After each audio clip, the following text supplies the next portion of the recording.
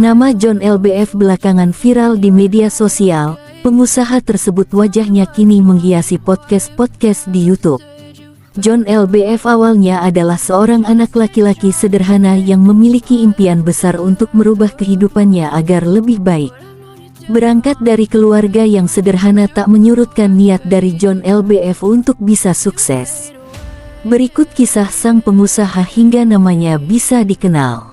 Sebelum kita lanjut, jangan lupa klik tombol like dan subscribe, supaya tidak ketinggalan informasi menarik lainnya.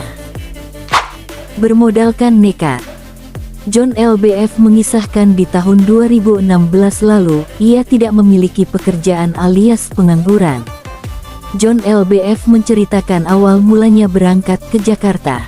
John LBF pertama kali datang ke Jakarta pada 2007 dengan modal 100.000 menggunakan sepeda motornya. Tekad yang luar biasa dan mimpi besar yakni mengangkat derajat keluarga. John LBF diketahui anak laki-laki semata wayang dalam keluarganya. Ia memiliki seorang kakak dan adik perempuan. John LBF menikahi istrinya hanya dengan modal seadanya Rp500.000 dan tanpa menggelar pesta apapun karena keterbatasan biaya. Pengalaman hidup pahit. Pengalaman hidup yang pahit bisa menjadikan seorang John LBF lebih dewasa dalam menghadapi kerasnya hidup.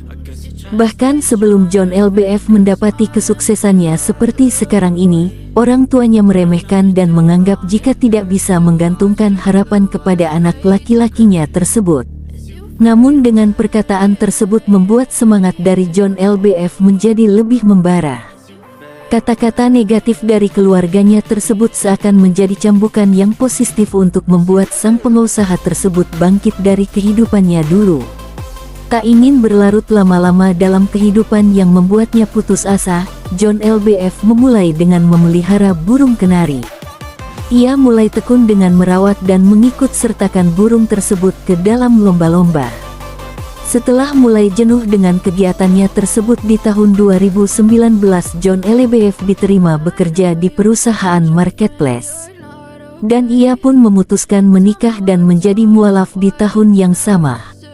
Namun ujian kehidupan seakan sudah bersahabat dengannya. John LBF harus di-PHK dari tempat ia bekerja karena virus corona yang mulai menyerebak di Indonesia pada tahun 2020 lalu. Akhirnya John LBF diajak bergabung oleh temannya pada perusahaan yang kini dikenal dengan nama Hive5. John LBF membangun perusahaan Hive5 dari nol. Ia merangkap semua jabatan dari marketing, manajer bisnis developer dan ia pun mulai membuka jaringan partnership-nya. Singkat cerita hingga kini perusahaan Hive5 atau PT 5 Sekawan makin dikenal dan sudah memiliki banyak karyawan. Melibatkan orang tua dan agama.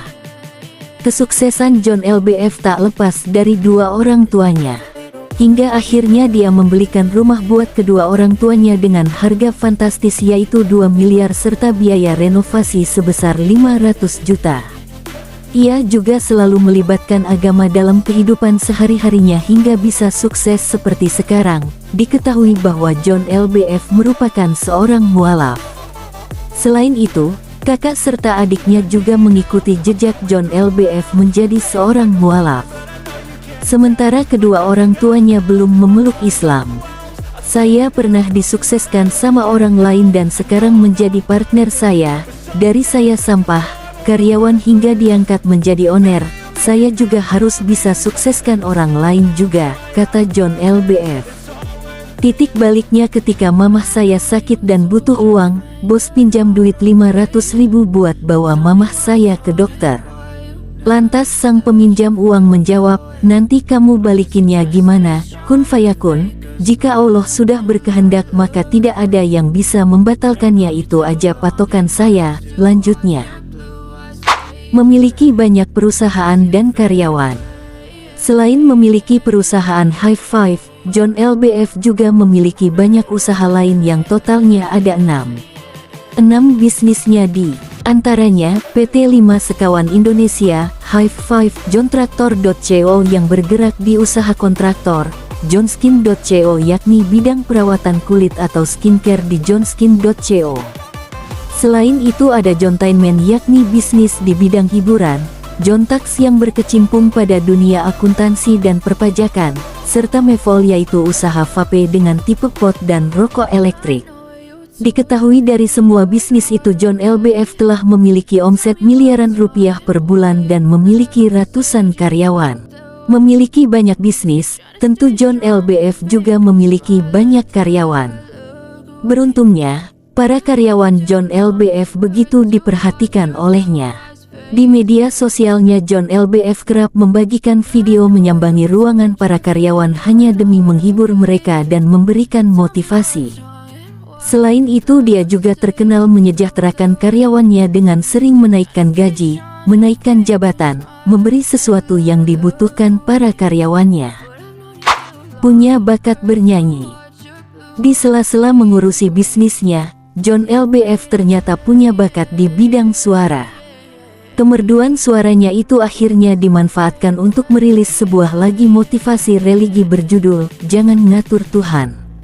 Lagu tersebut telah rilis di tahun 2022.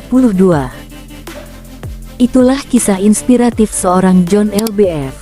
Kesuksesan John LBF ternyata tak membuatnya lupa dengan keluarga dan orang tuanya. Dari kisah John LBF, kita tahu semua hal yang kita lakukan harus disertai tekad dan bekerja keras, selalu meminta bantuan kepada Tuhan Yang Maha Esa, dan tidak lupa dengan orang yang pernah menolong kita. Bagaimana menurut kalian? Tulis di kolom komentar. Sampai jumpa di video selanjutnya.